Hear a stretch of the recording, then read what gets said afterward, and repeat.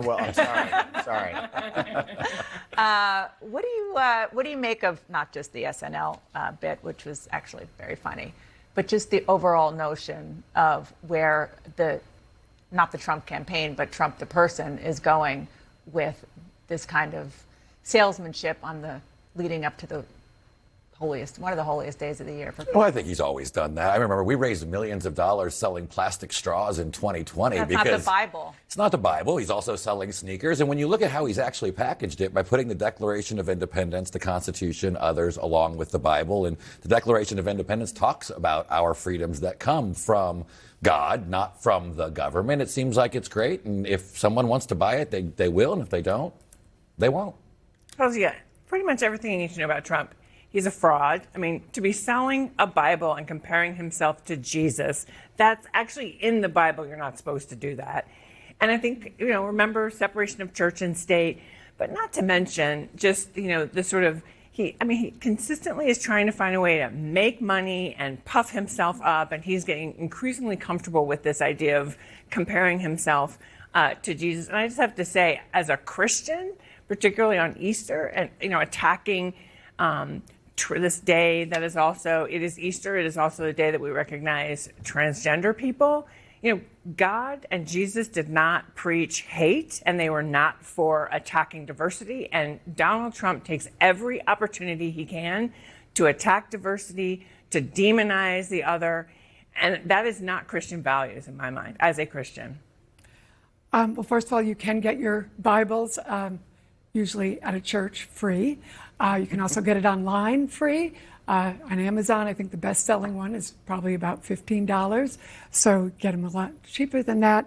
But also, in very serious terms, you showed this earlier, on Good Friday, Donald Trump was very viciously posting that very ugly post that you showed earlier of a bound Joe Biden in the back of that truck. I mean, that was on the day where Christians, are commemorating the crucifixion of Jesus. That's when Donald Trump thought he would post that very ugly, violent picture. So this is very serious because, we know when Donald Trump does these kind of violent, very unchristian things, they have consequences. And you have his supporters do ugly things and threaten people. So that's much more serious and unchristian and dangerous. And these kind of things aren't spoken out about, and people aren't asked to respond on those. And I think we need to see responses from people on those kind of actions. And I'd like to see actions and responses on that a lot more. Yeah, well, I did just ask Mike Lawler, your former colleague. Before I let you in, do you want to respond to that at all? Well, I think so much is being made of a video posted on social media. That's literally but what your former colleagues, your former colleagues at the White House, people who've spoken out against Donald Trump, have gotten attacked.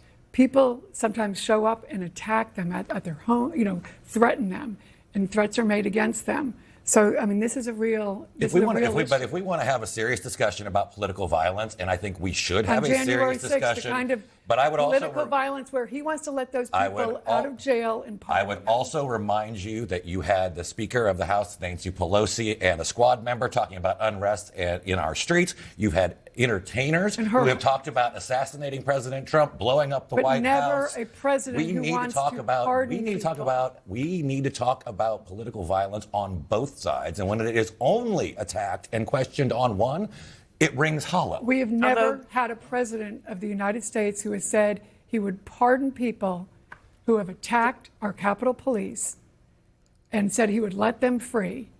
And we've had people excuse that. And that's coming from Donald Trump. Doug, I want to bring you in here because what we just witnessed are two Republicans having a very real debate, a very passionate one about some of the things that Donald Trump is doing. That is the kind of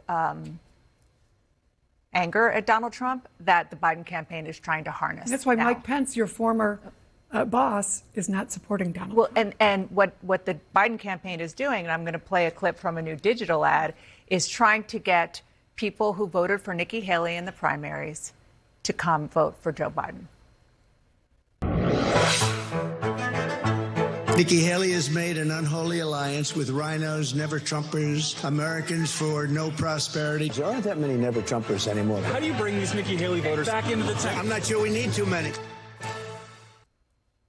Yeah, look, the fact that we're having this conversation shows how toxic Trump has become with mainstream Republicans. A lot of Republicans, not just elected officials like the former Congresswoman, but a lot of her constituents. And it's a smart move by the Biden campaign to reach out to them. And look, we've seen in many races over the last 2-3 years, whether it was Kentucky in 2023, New York 3, the special